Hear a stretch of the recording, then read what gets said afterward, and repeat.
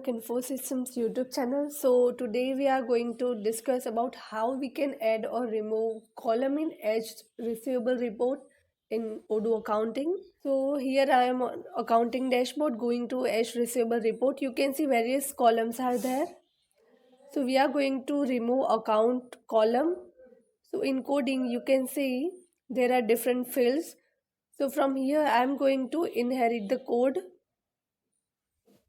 Here I am inheriting the code.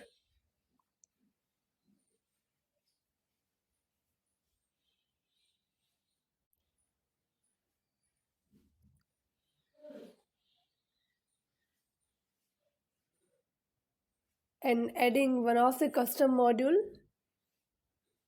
in the database.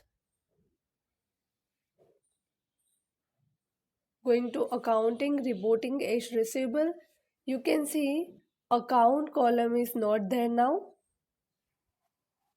Also we can see how we can add one of new column.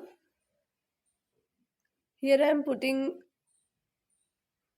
new column ID and again inherit the code. You can see the fields.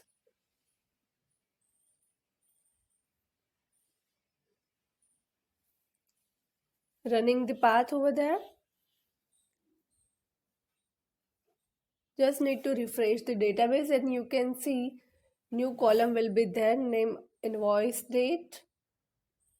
Here we can do that. Okay, this is how we can add new column and remove the column from Aged Receivable report.